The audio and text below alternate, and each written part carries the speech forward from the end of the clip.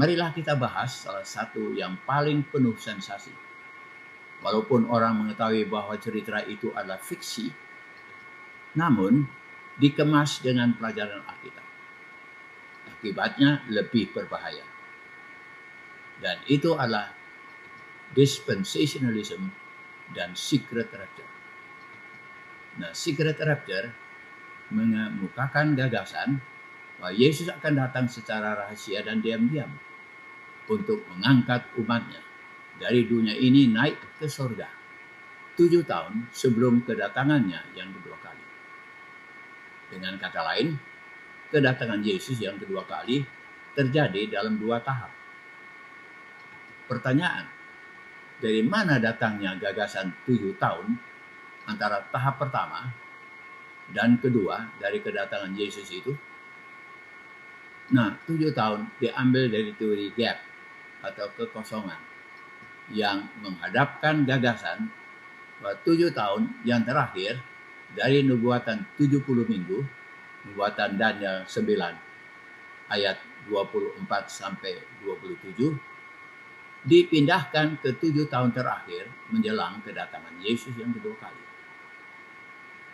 Yang menjadi pertanyaan, dari mana datangnya gagasan secret rapture? Nah, gagasan ini muncul alhasil interpretasi Alkitab yang disebut dispensationalism. Menurut gagasan itu, semua nubuatan tentang Israel di Wasiat Lama akan digenapi oleh bangsa Israel dalam zaman modern sekarang ini. Gereja Kristen tidak mempunyai bagian dalam janji-janji dan nubuatan bangsa Israel.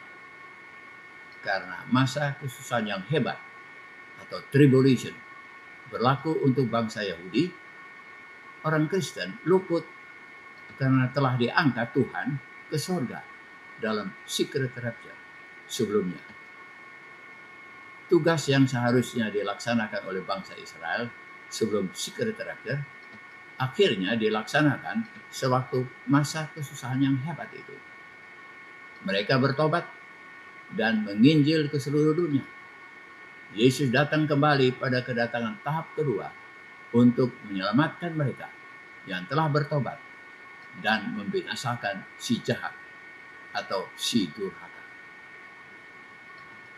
Pertanyaan, bagaimana cerita Alkitab sesungguhnya? Nah, sesungguhnya si durhaka itu bukan baru muncul pada akhir zaman menjelang kedatangan Tuhan, melainkan sudah mulai bekerja sejak zaman Rasul Paulus menulis suratnya pada jemaat Tesalonika. Dalam 2 Tesalonika 2 ayat 7 kita baca, karena secara rahasia kedurhakaan telah mulai bekerja. Nah, Alkitab tidak mendukung secret rapture. Mengapa? Pertama, kedatangan Yesus yang kedua kali hanya 1 tahap, bukan 2 tahap. 1 Tesalonika 4 ayat 15 sampai 17. Alasan yang kedua, kedatangannya bukan diam-diam, melainkan malaikat berseru dan sangkakala Allah berbunyi. Ayat 16 disebut orang ayat yang paling ribut, the noisiest. Alasan yang ketiga, kedatangan anak manusia bukan rahasia, melainkan dilihat oleh semua bangsa di bumi.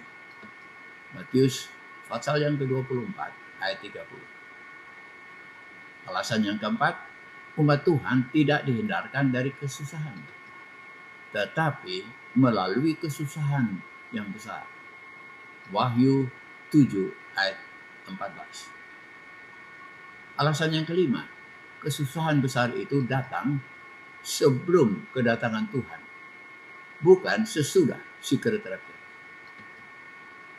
Yang keenam, si durhaka bukan seorang sekuler yang baru muncul pada waktu 7 tahun yang terakhir menjelang kedatangan Tuhan, melainkan suatu sistem yang sudah mulai bekerja dalam gereja Kristen sejak zaman Rasul Paulus dan akan ditumpas Tuhan pada kedatangannya. 2 Tesalonika 2 ayat 8. Yang ketujuh, kalau pintu kasihan sudah ditutup dan Tuhan datang, tidak ada kesempatan yang kedua untuk bertobat. Kalau pintu bahtera Nuh ditutup malaikat Tuhan, tidak ada tangan manusia yang dapat membukanya lagi.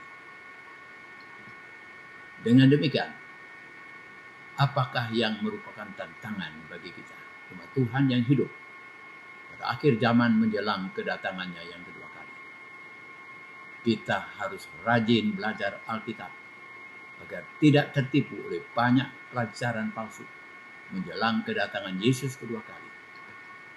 Kita harus menyadari bahwa janji kedatangan Yesus kedua kali, cepat atau lambat, pasti digenapi. Kita harus rajin bagi percaya kepada orang lain tentang kedatangan Yesus, dan biarlah mereka melihat keyakinan dan kesungguh-sungguhan itu dalam kehidupan pribadi kita.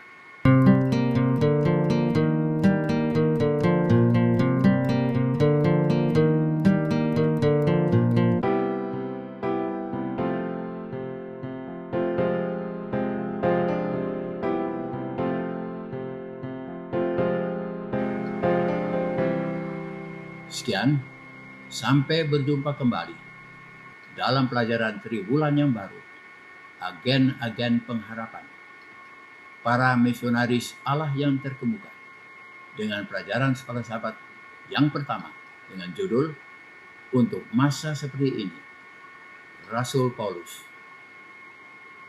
Untuk saran dan pertanyaan, kirimlah ke alamat email yang tercantum di bawah ini. Terima kasih.